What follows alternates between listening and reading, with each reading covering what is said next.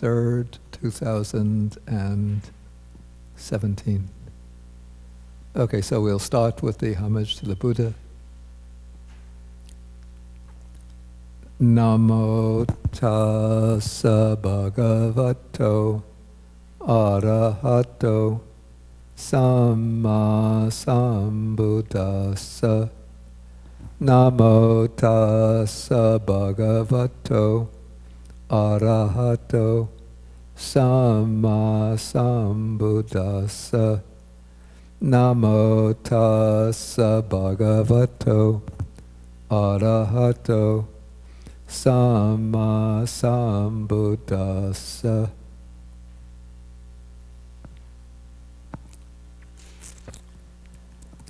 Okay, so good morning, everybody. And we have been going through now the Anguttara Nikaya, the Book of the Ones, and we've gone quite far through this collection of suttas, and now we come to this particular section of the Book of Ones is focused primarily upon views. And in the last class, we dealt with a number of suttas which set up a contrast between particular types of wrong views and the corresponding types of right views, and the disadvantage in the wrong view and the benefit or the blessing in the right view. Okay, so now we come into the second part of this section, which is called the Third Subchapter. Okay, and this continues along the same, basically along the same lines as the previous section. So here the text says that there is one person who arises in the world for the harm of many people, for the unhappiness of many people, for the ruin and so forth of many people, even of deities and human beings. And that one person is the one who holds wrong view. And not only holds wrong view, but also we could say who propagates wrong view.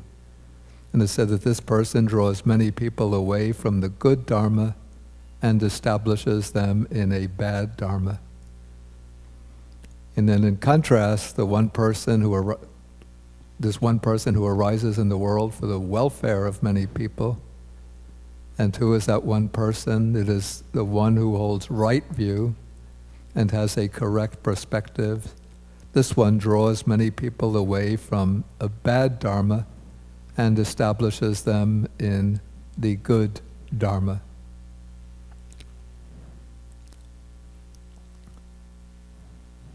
Okay, so these two suttas bring out the contrast between wrong view and right view, not so much on account of their effect upon the person who holds that view, himself or herself, but rather upon the impact that person has upon others. And I think one could understand wrong view and right view here perhaps in two ways. One is in terms of wrong views which are opposed to the Buddha's teaching, and these would be particularly the types of wrong views that I mentioned in the previous class. So these were the wrong views of, one is the wrong view of moral nihilism, the view that holds that, or we could say also the view of gross materialism, which holds that a person consists only of the four material elements. And so when death takes place, the body composed of the four elements breaks up and disintegrates, and there is no survival of consciousness beyond death, no consequences for the person himself, no fruits of their good and bad deeds. So with death, everything comes to a complete end. So that is one type of wrong view. The second is the wrong view of non-action or inactivity, the view that in killing, slaying, robbing, stealing, and so forth, no evil is done, and by generosity, kindness, moral undertaking precepts, taming oneself, no merit is acquired. And then the third type of wrong view is the wrong view, the view that there is no cause for the defilement of beings, no cause for the purification of beings. Beings are defiled and purified just through chance or through necessity, without any initiative or activity on their part. Okay, so one who propagates any of those types of wrong views and convinces others, leads them away from the good Dharma. This would be the teaching, even in the mundane sense, the teaching that there are results of good and bad deeds, there is an existence beyond death in which we reap the results of our good and bad deeds, and that human effort, human initiative leads to purification. Okay, so one who holds wrong view draws people away from that good view, from that good Dharma, and establishes them in their own bad Dharma.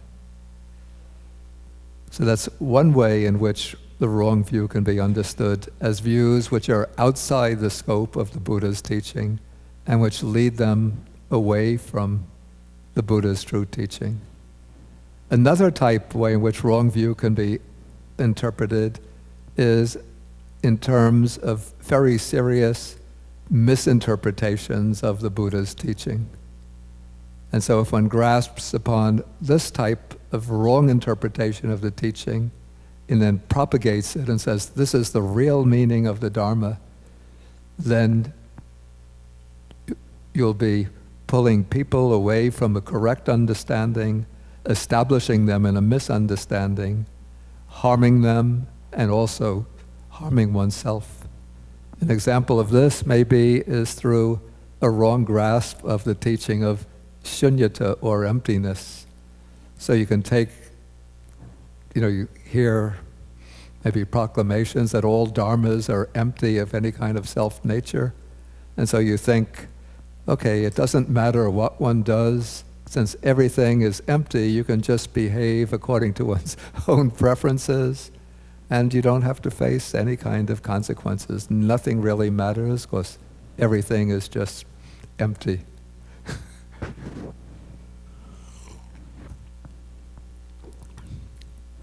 So if one has a correct understanding of emptiness, you understand that even though dharmas are empty, but they still operate in accordance with the law of cause and effect.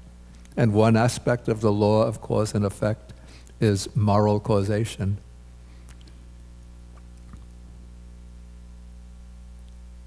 Okay, so this is one example of a wrong view as misinterpretation of the teaching. Maybe another wrong interpretation, let us see. Maybe, do you know any wrong interpretations that can lead people away from the good Dharma?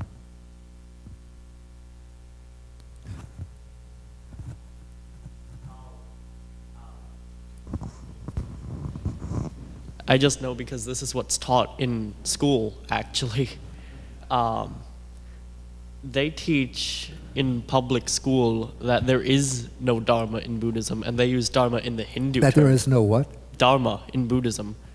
And they use Dharma as the Hindu term of responsibility. They also teach in public school that in Buddhism, I don't know if it's a Western idea, that they use that there is no hell in Buddhism. In the public school, they just completely ignore Avicii, they ignore the sutra. Honestly, the public school, I don't think I've ever heard them speak correctly about Buddhism. Who is teaching Buddhism in public schools? Well, it's just part of world history. I see. And they just go briefly over it, but I mean, they misinterpret all of it. And I think they've done that for almost every religion, honestly. I think we've only... Yeah, but actually probably these... Is that coming from? No, that's, I that's see. from the outside. people who are writing textbooks based on little knowledge, they're not actually trying to propagate a wrong view, but they just misunderstand the teaching. Yeah, but by that misunderstanding, then all of the students in the school have the same misunderstanding. And I think by that misunderstanding, they're less likely to find the Dharma. Yeah, that sort of reminds me of another kind of wrong view, very widespread, that because Buddhism teaches anatta, non-self, okay, so it means that there's nothing to go from this life to the next life, and therefore it means that all of the deeds that we do perish and disintegrate at the time of death. Somebody, I think, had their hand up in the back. No?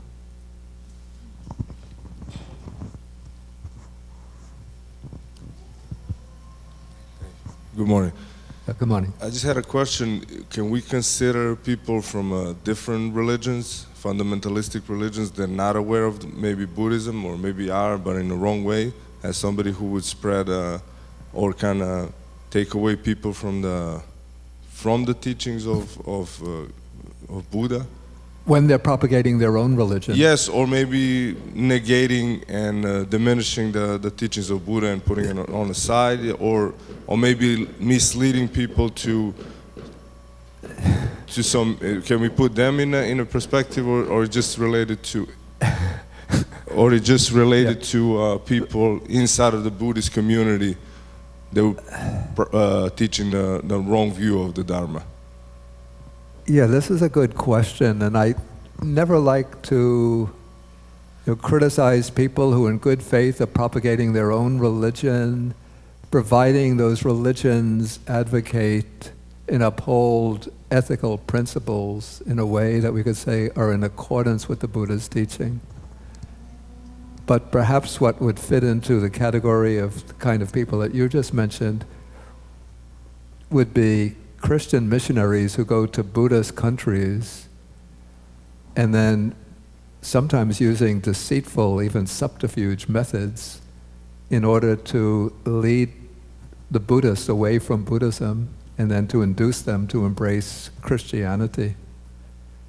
When I was living in Sri Lanka, what I used to hear is that Christian missionaries would come to remote agrarian sections of the country, and they would not present themselves as Christian missionaries, but they would, set up healthcare centers,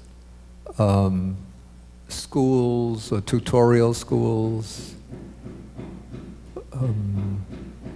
providing various kinds of services in order to win the confidence of the people.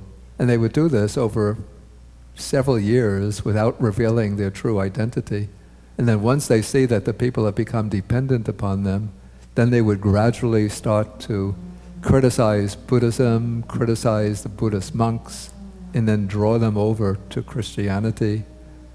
And then what they would do is sort of the acid test to distinguish those who were the true converts and those who were professing Christianity just to get the benefits that they're handing out.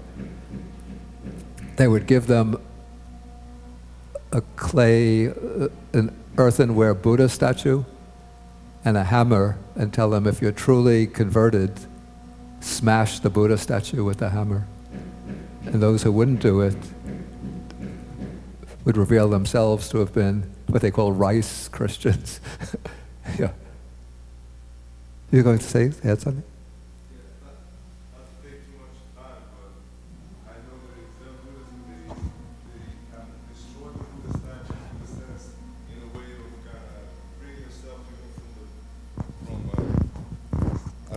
I don't know if you heard me in the meantime. I heard that, yeah. Yes. So there might be a symbolism in that sense. I understand that those people were probably doing that thing because they didn't know better and they were tricked. But on the other side, on a funny note, if we look for Zen Buddhists, how they... Do they really do that in the Zen tradition? Honestly, I don't know. I just heard the stories. I've heard these stories. Yes, I think it's more legend than actual occurrences. Yes, I understand. The idea that one should not be attached Yes. to sort of one's mental constructions of the Buddha.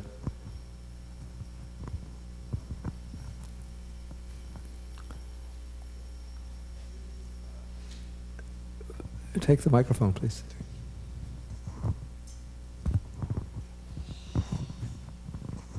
This phenomenon is considered unethical conversions. Excuse me? Unethical conversions. Yeah, that's what they call Yes. them, unethical But conversions. of course, it's interpreted in the rest of the world sometimes by the media, saying that the Buddhists are sort of preventing freedom of thought, freedom I have of to say religion. that this is a very ambiguous issue. Yeah, it is very And sensitive. the idea of unethical conversions, because you really have to examine what kind of methods are being used to convert people.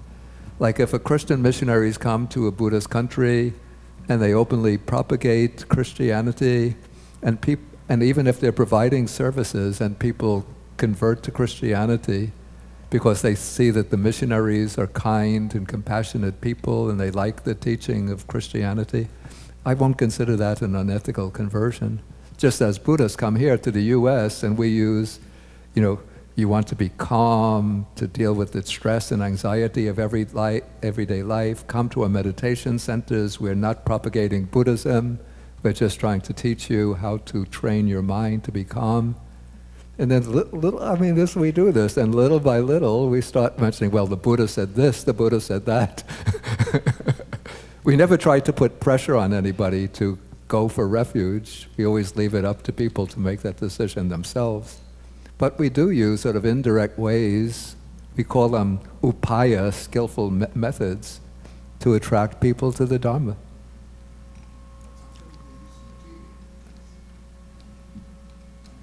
Yeah, I think if the Buddhists were wealthy enough and they would send missionaries, Buddhist missionaries, to perform medical services, and then the deciding point is simply whether one is upfront about what one is doing or whether one is using deceit and subterfuge to propagate the religion.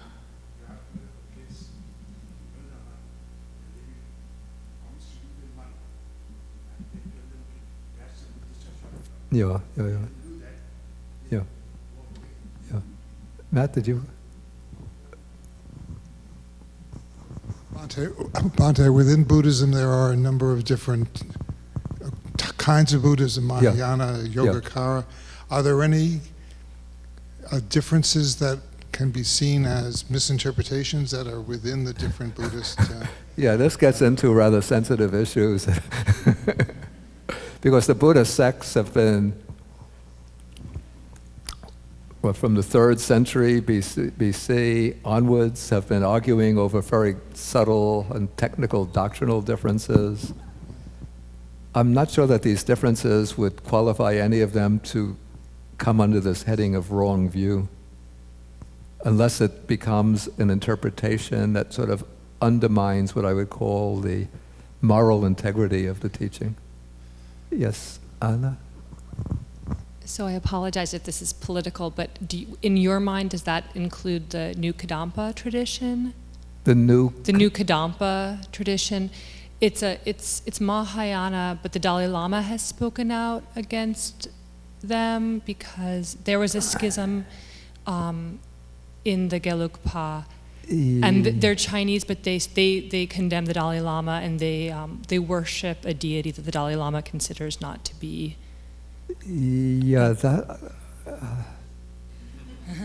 that's a dispute over the worship of it's not so much a dispute over views, but the dispute over the worship of a particular deity. Shugen, anybody remember the name of it? I don't remember his name. The deity was supposed to be like a protective deity of the Gelugpa sect, the Yellow Hat sect. And that deity was somewhat antagonistic towards the old school of Tibetan Buddhism, the Nyingma sect. And the Dalai Lama wants to bring the 4 major sects of Tibetan Buddhism together in harmony. And so he discouraged, maybe even prohibited, the worship of that rather sectarian deity. But there were some Gelugpa lamas who were very staunchly devoted to the worship of that deity. and they wanted to maintain the worship of that deity. And then one of them, who had been based in England, then broke off from the Gelugpas and established a new sect which would maintain the worship of that deity. They call themselves the New Kadampa Tradition. That's what I was asking about. And they criticize very harshly the Dalai Lama. I attended the Dalai Lama's lectures at, I think it was Lehigh University in Pennsylvania, 2008, and they were standing all outside the lecture hall, and when the Dalai Lama would arrive each day, they would chant in unison something like, I don't remember how it goes, but the last line is, "The Dalai Lama is a liar." So the conduct seemed very, very objectionable. Yeah, because they're active in this area, and I was just wondering because In this area? Yeah, because they're on cult watch, and there are people who say that they have cult-like qualities. Yeah. Just briefly on the New Kadampa sect, a lot of their stuff is funded by the Chinese Communist Party, which might just be a reason why they're trying to break away from the Dalai Lama. Because, I mean... No, I think it would be the converse, that the Chinese government or Chinese interests could be funding them because they're opposed to the Dalai Lama. Yeah, so they're trying perhaps. to undermine the authority of the Dalai Lama. Yeah, because they clearly don't like him. Yeah.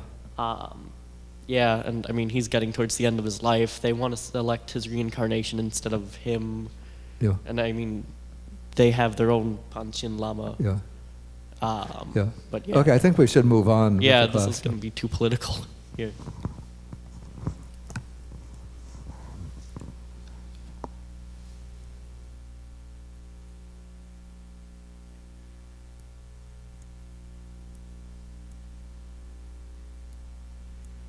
Okay, then this sutta says,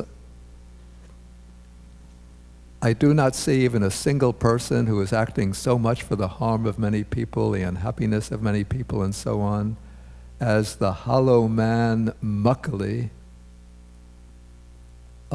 First I'll read the sutta, then I'll explain who Mukkali is. Just as a trap set at the mouth of a river would bring about harm, suffering, calamity, and disaster for many fish, so too the hollow man Mukkali is, as it were, a trap for people who has arisen in the world for the harm and so forth of many beings, many people.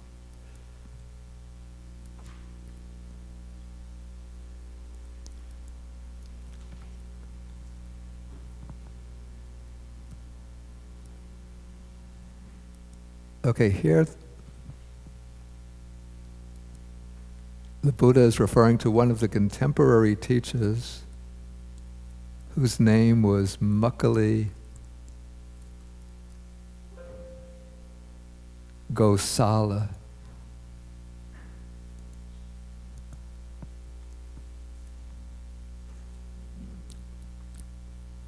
And Mukkali Gosala was the founder or one of the prominent teachers of a sect that flourished in India actually for quite a long time, called the Ajivakas. And if you know or you've heard about what is sometimes called in the suttas the 6 rival teachers of the Buddha, Mukkali Gosala was one of those 6 rival teachers. And Mukkali was the proponent of the view of non-causality. That is, the view that there is no cause and condition for the defilement of beings, no cause and condition for the purification of beings. Otherwise, we don't know very much about his life, but he seemed to have, strangely, even though he propagated such a doctrine, from the few reports about him that have come down, it seems that he led a very, very austere ascetic life, much more austere than the life than the Buddha and the Buddhist monks.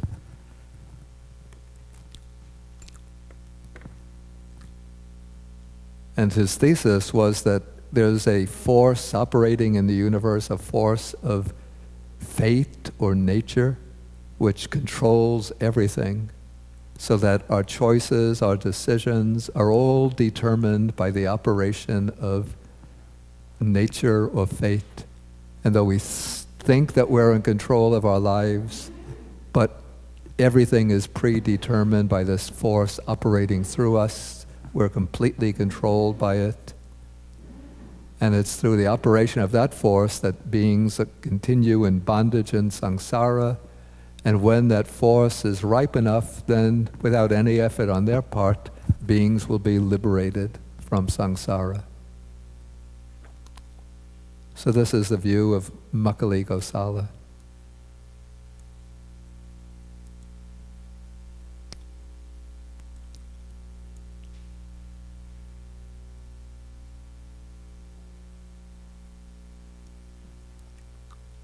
Okay, next pair of suttas, similar theme to that of wrong view versus right view.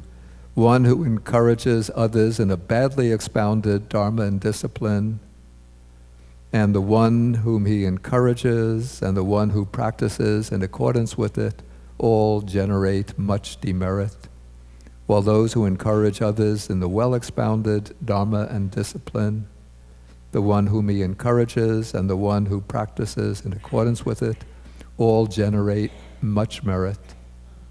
The reason is because of the nature of the Dharma, the teaching.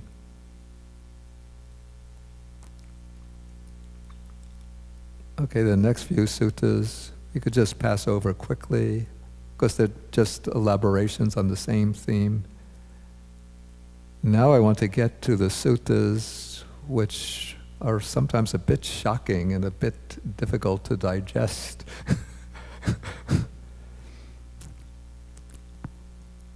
And that these 5 suttas are really just variations on the same theme, just with a change in the simile. So the first one says, just as even a trifling amount of feces is foul-smelling, so I do not praise even a trifling amount of existence, even for a mere finger snap. Then the same about a trifling amount of urine, a trifling amount of saliva, a trifling amount of pus, a trifling amount of blood. Okay, why does the Buddha say this? Does it mean that we should all, to get rid of our existence, take arsenic? Okay, I think statements that come down in the text have to be taken in context. And there are some contexts where the Buddha praises certain types of existence for like ordinary practitioners. In order to induce them, persuade them to lead an ethical life, the Buddha will say you should practice generosity, you should observe precepts, you should do deeds of merit, so that you may enjoy a fortunate rebirth, so that you can come back to the human realm, living in security and prosperity, or you could take rebirth in any of the heavenly realms. For example, I just took one instance.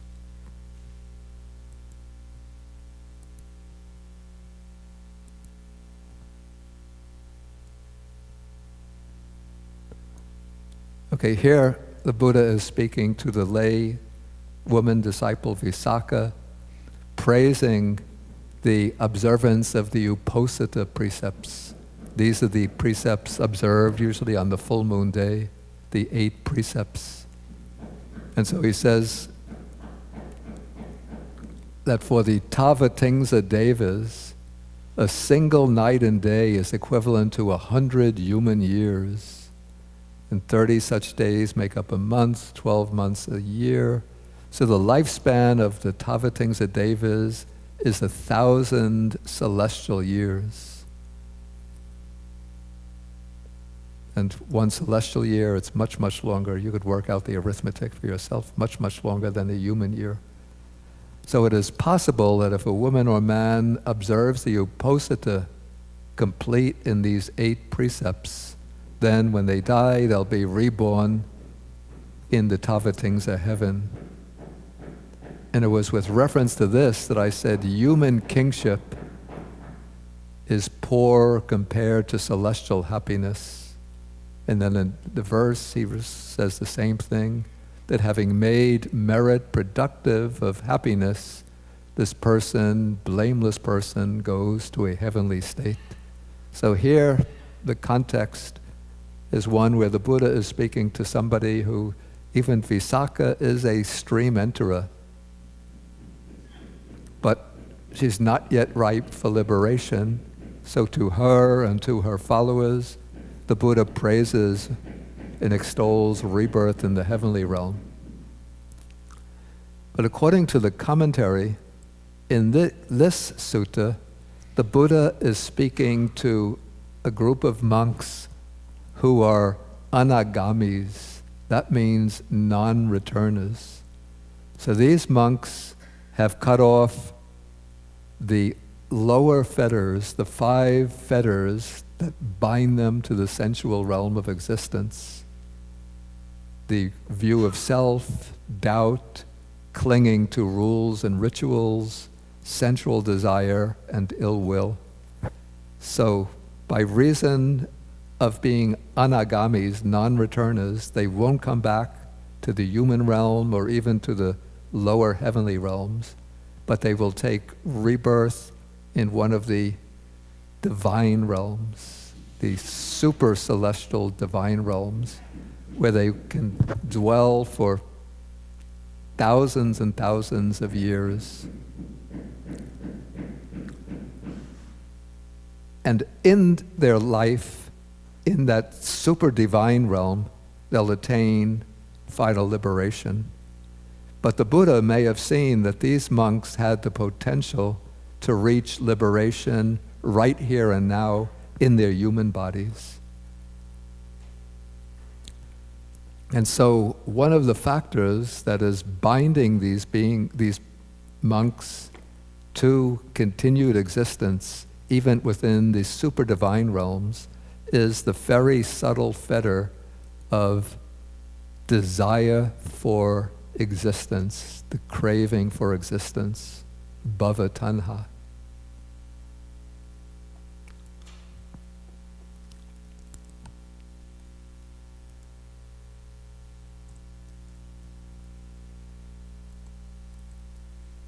So bhava tanha is the craving for continued existence. And to gain final liberation, even that very refined type of craving has to be eliminated. And so in order to sort of stir a sense of urgency in these monks, the Buddha addressed them and said, just as even a little bit of feces is foul-smelling, so even a little bit of existence, a finger snap, I do not praise. And if they get reborn into the super divine pure abodes, it won't be abiding there for a finger snap, but it will be thousands and thousands of years.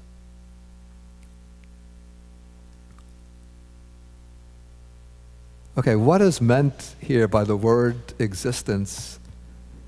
I find even the word existence is a bit unsatisfactory. Because if you just, the word existence is an abstract noun, and it might suggest the quality that's shared by this cup. The cup exists, I exist, the computer exists. But this is not the meaning of bhava. What is meant by bhava, I call it a concrete, specific form of individual existence, a specific mode of existence that begins with the occasion of birth, or more precisely, with the event of conception, and then continues on through the whole process of growth, then decline, deterioration, ending in death. So that is one bhava one individual existence.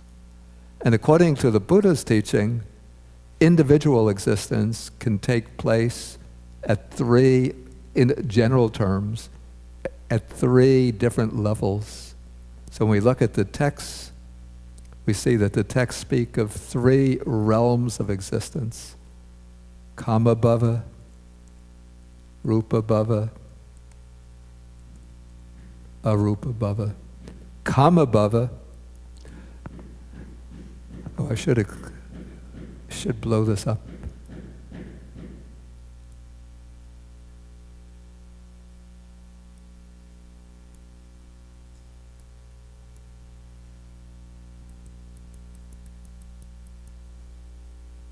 Is this okay?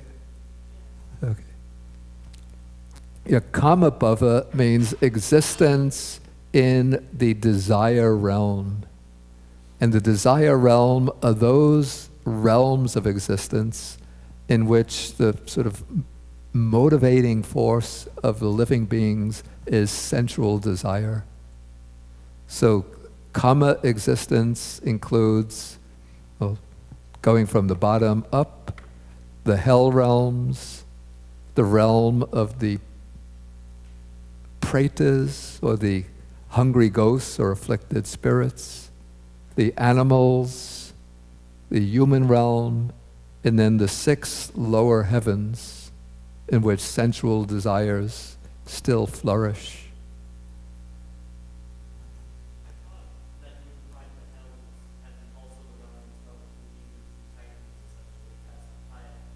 As a separate thing from Kama Bhava. No, they are a paya, but they are within the sensual realm. Oh, okay.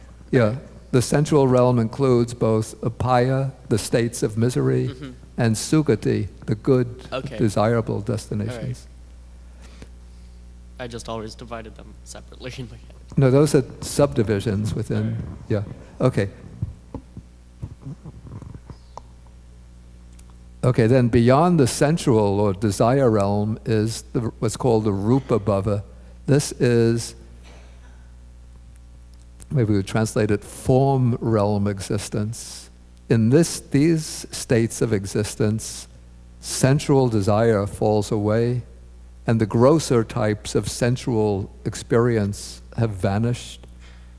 But the beings here still have bodily forms and still experience objects through the subtler senses, the senses of sight and hearing. But it's said that they don't have smell, taste, and touch, and they're not dependent on material food. Whereas even the devas, the deities in the desire realm heavens, depend on some type of nutriment.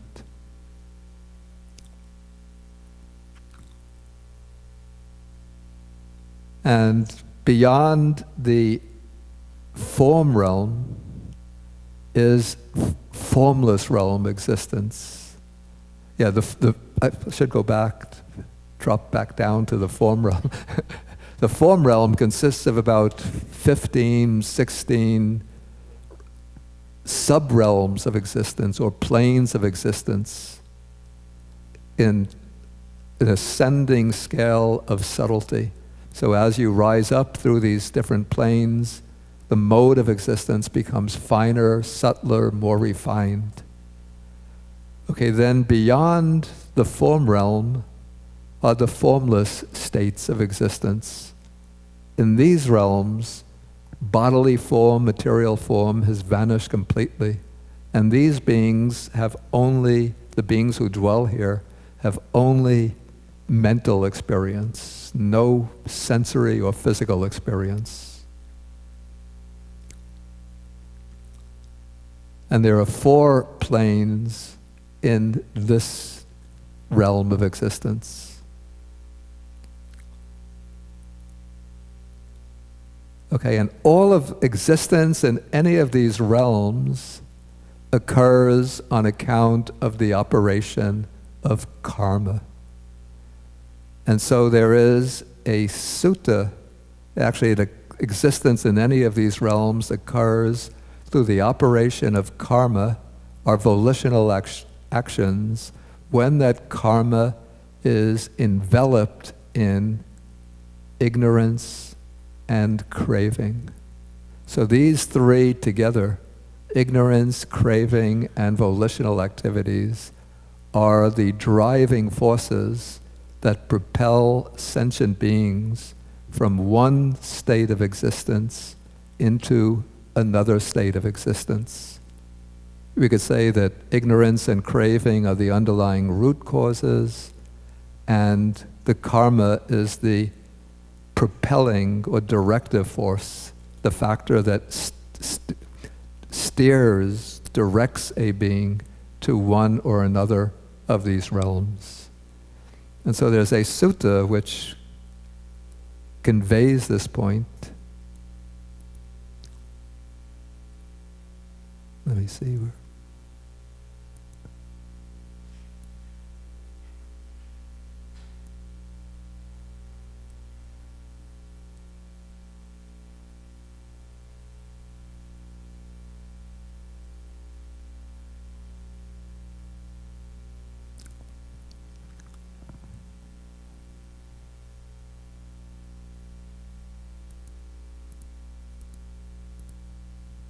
Can you see all right in the back?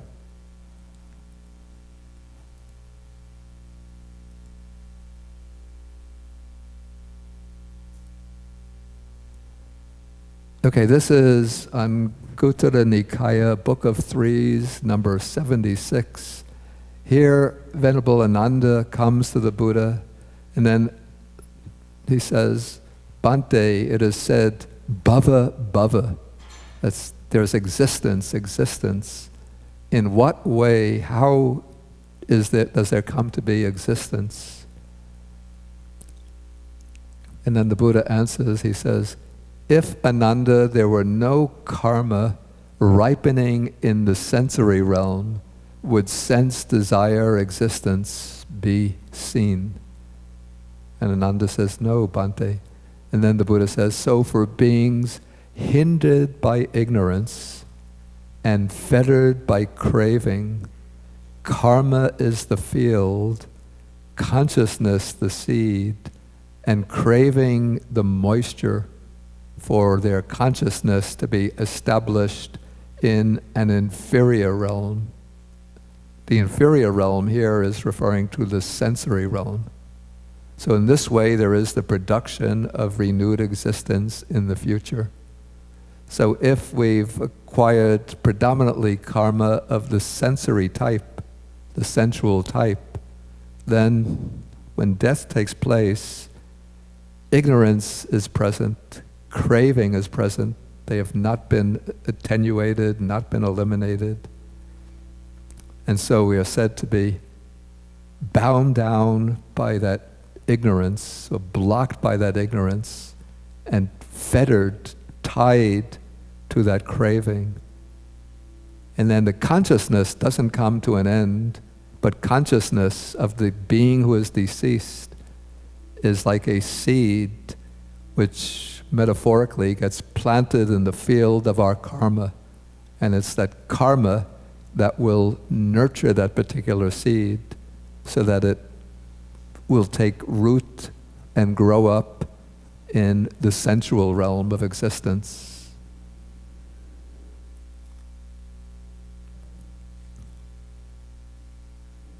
And so this karma that leads to the sensual realm of existence, if it's unwholesome karma, it leads really down to what's called the apaya. That's the realm of misery, the plane of misery, the bad destinations.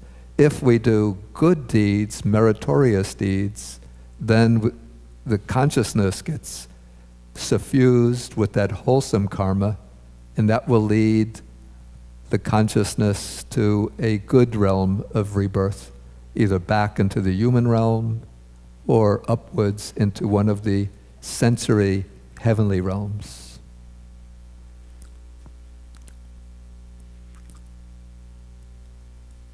Okay, going on.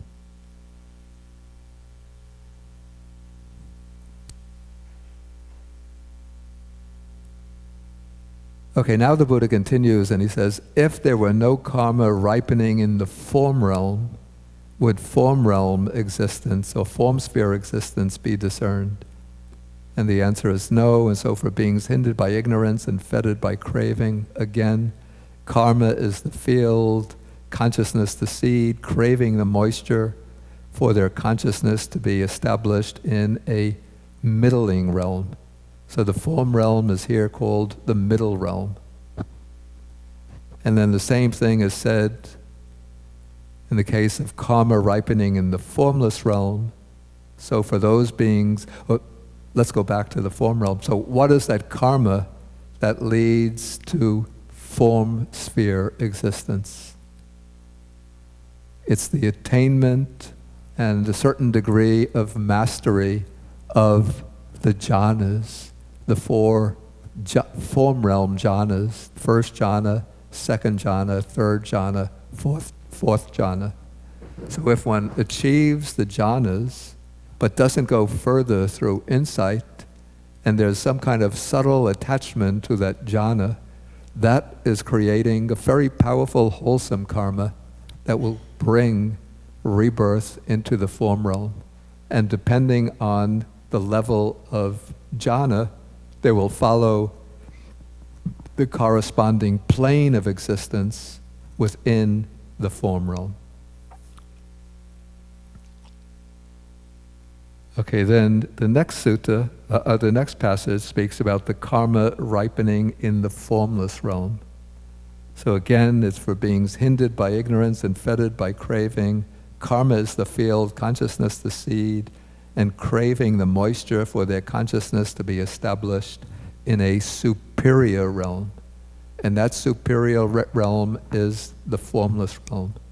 And it's called superior, I think, not in the sense that the Buddha really praises rebirth into the formless realm, but simply in the sense that in the three-tier structure of samsara, the spheres of rebirth, the formless realm is the subtlest, the most refined, because as we progress upwards, first sensual desire falls away, but form remains, then form drops away, and so what remains are just the formless or immaterial constituents of existence: feeling, perception, volitional activities, and consciousness in the formless realm, but no bodily form. And in the formless realm, there are four planes of existence. These are the planes of boundless space, the plane of boundless consciousness, the plane of nothingness, and the plane of neither perception nor non-perception. And so the karma that leads to rebirth in those realms, in those planes, is the attainment and mastery over the corresponding formless meditative attainment. So if you attain, say, the base of boundless consciousness, and then you master that attainment, but you don't develop wisdom to break the attachment to it. So there's a subtle attachment there, a subtle attraction to the formless experience, and that subtle attraction, together with the powerful karma of the attainment, will steer direct consciousness at death to rebirth in the formless realm.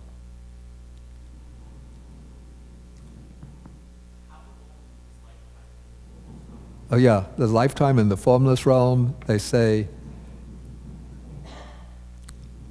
the base of boundless space, that plane is 20,000 kalpas, aeons.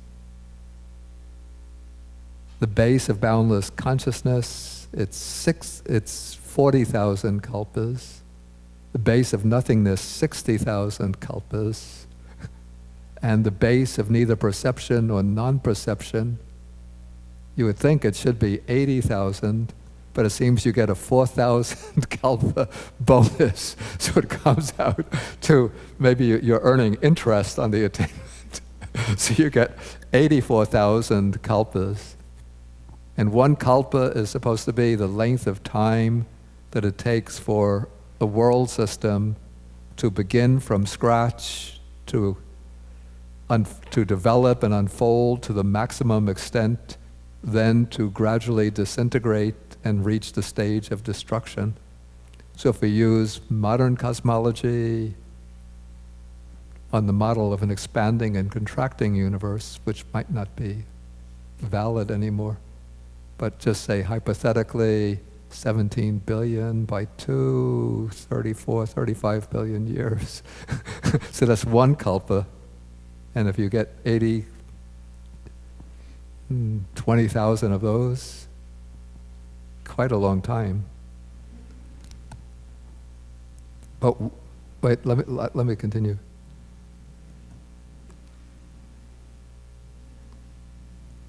But to see why the Buddha doesn't praise existence even in these very subtle and refined realms, let us look at another sutta.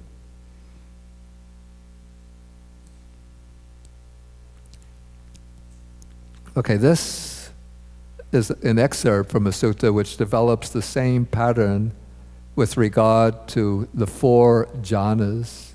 This is the Anguttara Nikaya, Book of Fours, number 123. Okay, so here the text says, with the abandoning of pleasure and pain and so forth, the meditator enters and dwells in the 4th jhana, which is neither painful nor pleasant. Then he relishes it, desires it, and finds satisfaction in it. So if he is firm in it, resolved on it, often dwells in it, and hasn't lost it at the time of death, then he is reborn in companionship with the devas of great fruit. Okay, this is the group of devas in the form realm that correspond to the level of consciousness developed in the 4th jhana. Okay, the lifespan of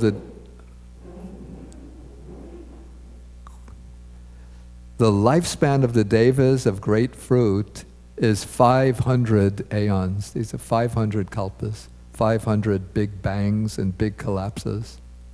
So of course, compared to the formless realms, it's not very much, but compared to our human existence, it's, wow, stupendous. Okay, now the worldling remains there all his life, experiencing this bliss and tranquility and peace and equanimity. But when he has completed the entire lifespan of those devas, tough luck, brother. He goes to hell, to the animal realm, or to the sphere of the pretas, the afflicted spirits. And according to the commentary, sort of based on the Abhidhamma, it's not possible when one passes away from the form realm to go directly to rebirth in the lower realms. So, according to the commentary, this passage has to be interpreted. It shouldn't be taken too literally. But one falls away from existence in the form realm, one comes back into human life, into human existence, and then as a human being, one can commit unwholesome deeds, even serious wholesome deeds, that will take one to the lower realms. Okay, but the Blessed One, the Buddha's disciple, and this would probably be a disciple who is at least a stream enterer, if not once return and non-returner, remains there all his life, and when he has completed the entire lifespan of those devas, he attains final nibbana in that state of existence itself. Okay, so one reason you could say that the Buddha doesn't praise existence even for the snap, even for the duration of a finger snap, is because you get reborn in one of these subtle realms of existence, the form realm, a formless realm. You remain there for unimaginably long periods of time, and then that eventually comes to an end, and you have to take rebirth elsewhere. In another sutta, he compares this to a stick, and somebody throws the stick up. Sometimes it will fall on the top end, sometimes it falls on the bottom end, sometimes it falls in the middle. But whenever the stick is thrown up, it's going to fall and hit the ground. I think it's, please take the... All right. So, okay, it's working. In the formless realm, what does one do? How do you attain Nibbana if you can't hear the Dharma, if you can't... Yeah, the thing is, this is why it's considered... Are you born with an understanding of Dharma in the formless realm, or are you expected just over 84,000 kalpas Okay, this is a good question. I can't answer what you do in the formless realm. No going out to restaurants. No playing tennis. No concerts. No... I don't know what the beings with just mere consciousness do. Okay, but as for the second part of the question, this is why it's considered, from the Buddhist perspective, undesirable to take rebirth in the formless realm unless one has first become at least a stream enterer.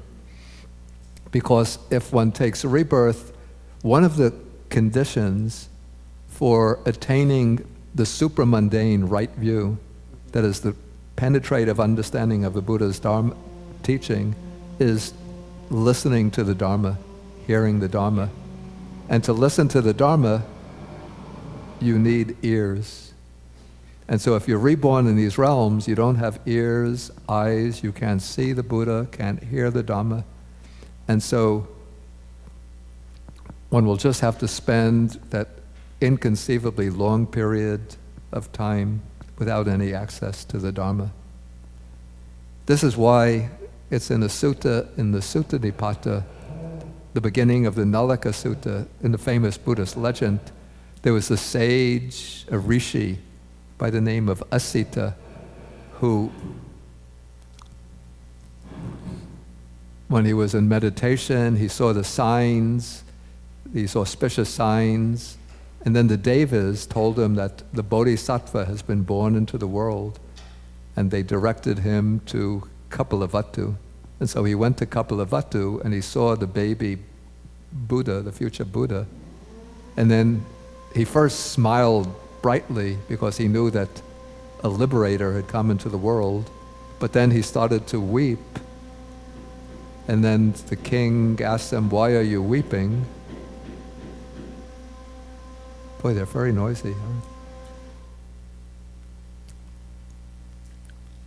Can the people on the internet hear properly? They can hear. Okay, so he started to weep, and I asked him, "Why are you weeping?" And he said, "I'm weeping because of my own misfortune, because I've attained the formless meditations, and so I'm going to be reborn in one of the formless realms with an extremely long lifespan, and so I won't have the opportunity to hear the Buddha's teaching."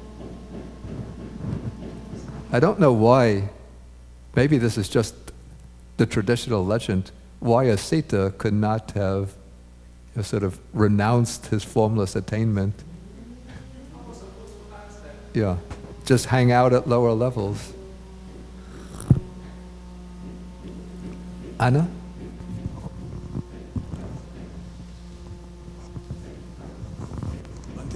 Based on that statement there, the person in that realm should be anagami, right? Because it says attain nibbana. This very same The thing state is, he could have started out as a stream enterer. right, but that stage would be anagami stage. Not necessarily. He could have been a stream enterer who took a rebirth into this particular form realm and then continued to develop his wisdom in the form realm to the point that he goes through the remaining stages up to arhatship. Yeah, the Okay. last step is anagami before Yeah. that, right? Anna had a question. But, yeah. Not necessarily. Yeah, but even though you can't hear, there is a what they call ESP, which is probably through the mind. So Yeah, but it said that the beings in the formless realm don't have any way to pick up. one other little question, Radhe. Yeah, but that reminds me, I didn't complete my answer to Will's question. Now, if one develops the formless meditation as a human being and also acquires the view of a stream enterer, then one has the right view that will continue with one into the formless realm. And so in the formless realm, one can continue to cultivate and then reach arhatship in the formless realm itself. One other little question, Radhe. Please hold the microphone. Yeah, when it comes to craving, they say kama-tanha, bhava-tanha, vibhava-tanha. Yeah. Now this section you refer to is on the bhava-tanha, right? Yeah, this is under Bhavatan. Yeah, okay. What's the connection between kama-tanha and the kama part in the bhava-tanha? They talk of kama-tanha. I don't know, it seems Bhava-tanha- that kama, bhava, and kama tanha and bhava tanha, sensual craving and craving for existence, can work together. So if there's sensual craving, there'll also be craving for existence. Yeah, right. And perhaps there can be types of craving for existence in which there's sensual craving. Yeah. Did Anna, did you have a question? I was just wondering if I could get some clarification. So kama bhava is the realm of existence that most beings are inhabiting. It's just it's a mundane realm characterized by desire. Yeah. And then rupa bhava can only be attained after mastering the form jhanas. Yeah. But you don't attain it within the current life. It's No. where you go upon no. rebirth. Yeah, yeah. And so same with the arupa bhava, it's not as if in this lifetime you're practicing the formless jhanas and then you're going to a formless realm. No, it's upon rebirth. Yeah. Okay, Yeah. but it's contingent. You have to have mastered these jhanas to. Yeah. So how are worldlings ending up in these? Oh, a worldling. Technically, a worldling means it doesn't mean a person who's flagrantly indulging in sensual pleasures, but the word putujana, which is what I translate as worldling, means a person who has not reached even the lowest level of realization, that is the state of a stream enterer.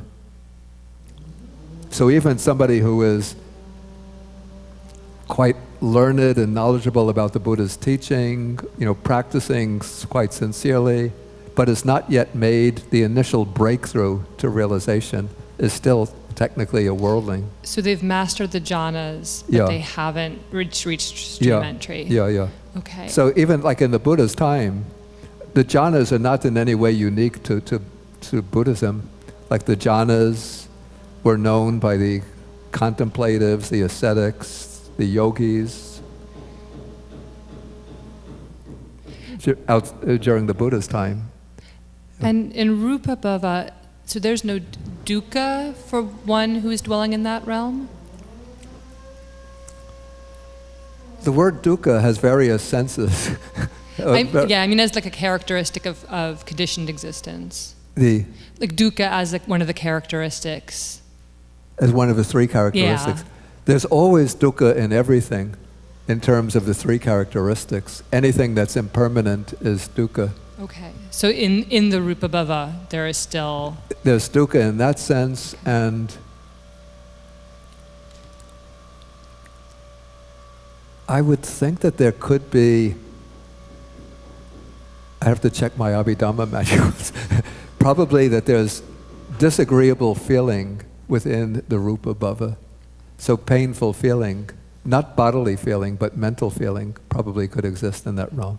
But because there's no karma, there's no desire to end that unpleasant feeling. It's a good question. I don't... Sorry.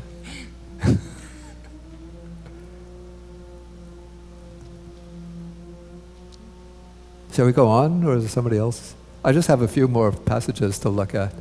Okay, so coming now to, again, to see why the Buddha speaks in this way about that he doesn't praise bhava existence even for a finger snap. We have to take still a broader picture of bhava existence in its totality.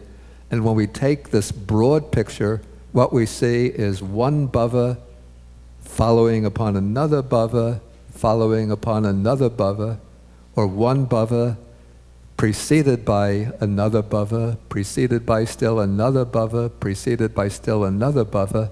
And so what we get is this chain of existences that we call by the name samsara.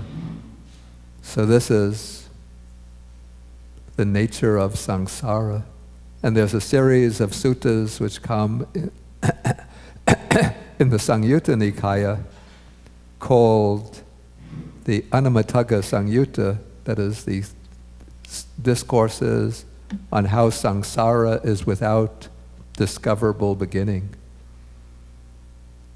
So we have, for example, one sutta, the Buddha says this samsara is without discoverable beginning.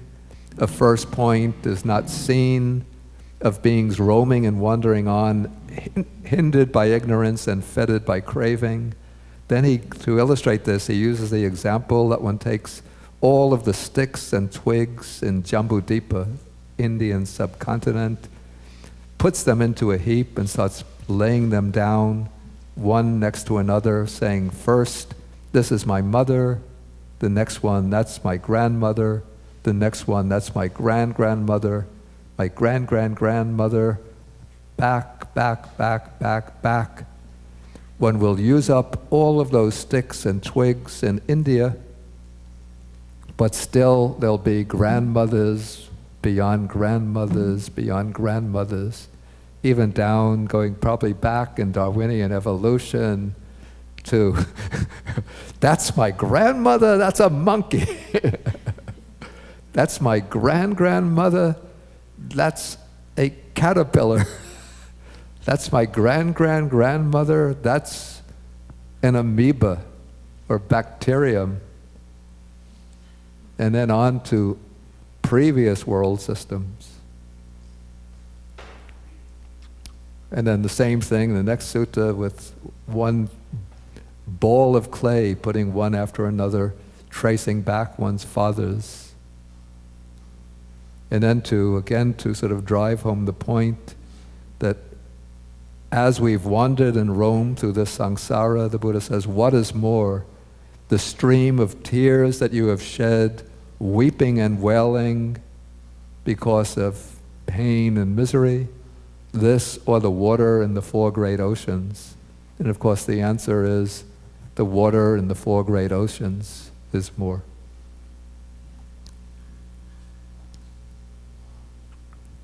And then he continues, for a long time you have experienced the death of a father, the death of a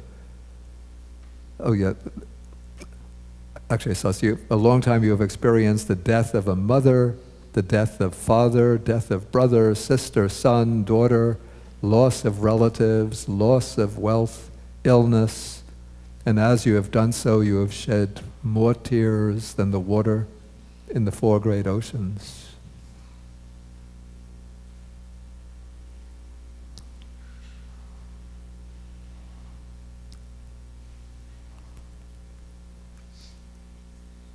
Then another sutta that drives home the point very vividly. Okay, this samsara is without discoverable beginning. The first point is not discerned. Okay, then one person roaming and wandering on.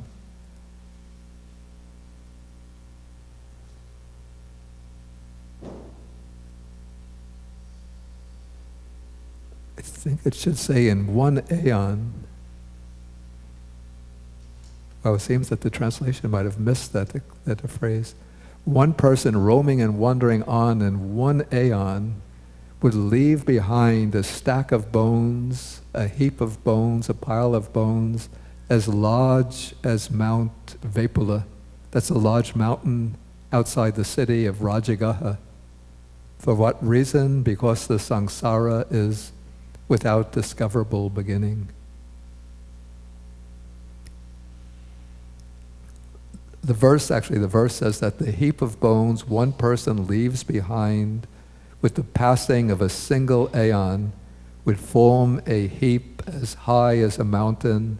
So said the great sage, it's the Buddha.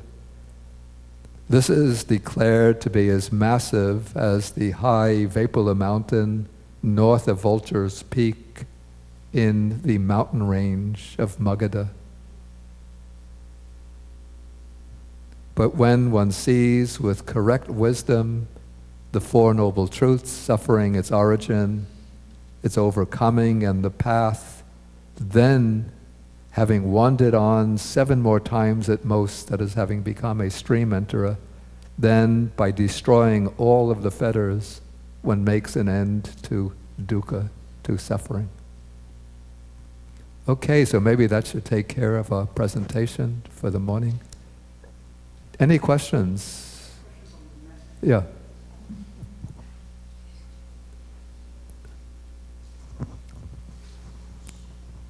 The question is, when an arahant passed away, what happened to his karma of numerous previous life when he was still an ordinary person? Yeah, that karma becomes extinguished. It never will find the opportunity to. It will never find the opportunity to ripen.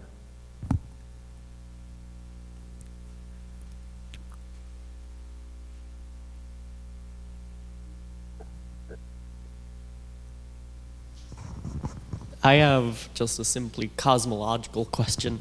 How long does it take to be reborn? How long does it take to be reborn? Because you can make offerings after someone dies, yeah, and give them karmatic benefits for their next rebirth, but I mean, you can't do that if they're reborn eventually. So what's the period of time, I guess, in between each? Yeah, this is one of those issues on which there were different opinions amongst the early Buddhist schools. In the Theravada school, sort of based on the Abhidhamma, they say that death takes place at one mind moment, and then the rebirth takes place at the next mind moment.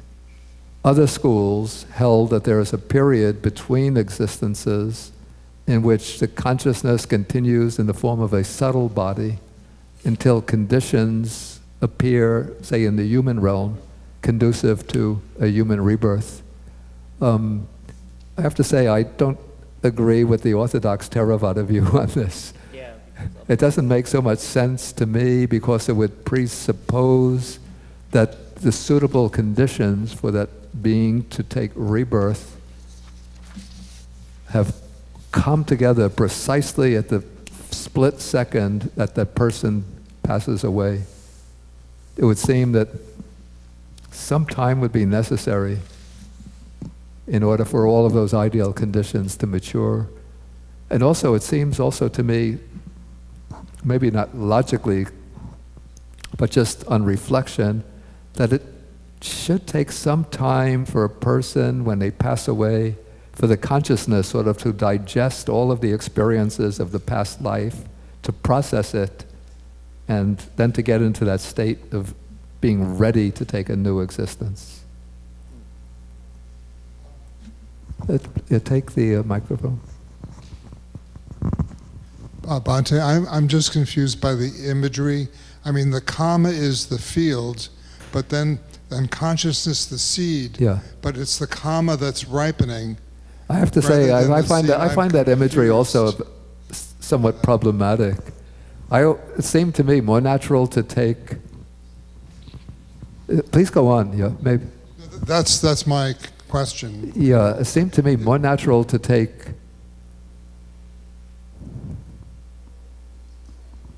I know it's just a simile. I wouldn't try to press on it too precisely. Wait, Anna is speaking. Let her take it. Yeah, it would make more sense for the karma to be the seed, the consciousness to be the field, and what was the third? The craving to be the moisture? No? Yeah, that's the way it seems to me, but maybe there are arguments on both sides. I think it could be just translated as when the karma ripens, the field is cultivated, and then. Yeah. It could be just a translation because Pali is different from English, so. No, the translation is very literal. It's Keta is a field, and Bija is a seed. Yeah, but to ripen, can't you also take that as to make? Yeah.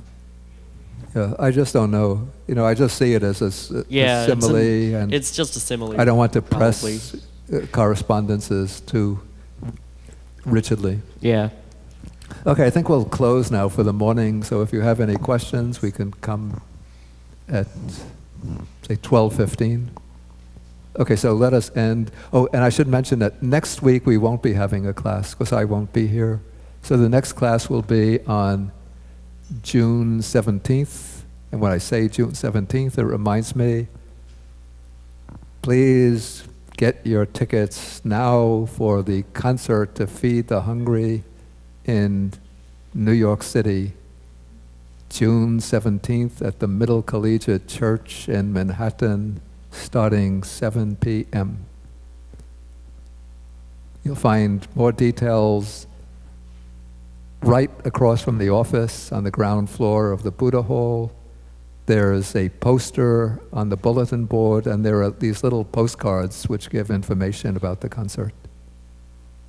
So this is a concert with a compassionate, not just for the fun, but with a compassionate purpose to feed the hungry.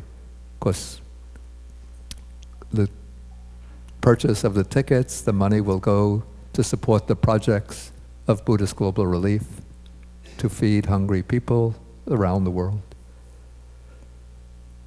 Okay, so let us end with the sharing of the merits. Akasata chabumata deva naga mahidika punyantang anumoditva chirang rakantu sasanang. Akasata chabumata Deva naga mahidika punyantang anumoditva chirang rakantu desanang. Akasata chabumata Deva naga mahidika punyantang anumoditva chirang rakantu mang parang. Etavatacham hehi sampadang punya sampadang sabbe devanumodantu sabba sampati siddhya. Etavatacham hehi sampadang punya sampadang sabbe bhutanumodantu sabba sampati siddhya. Etavatacham hehi sampadang punya sampadang sabbe satanumodantu sabba sampati siddhya.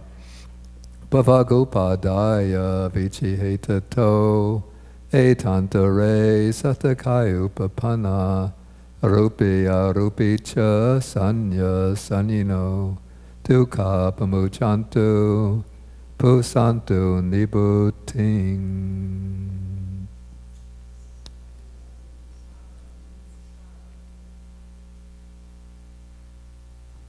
Okay, we could end with 3 half bows to the Buddha.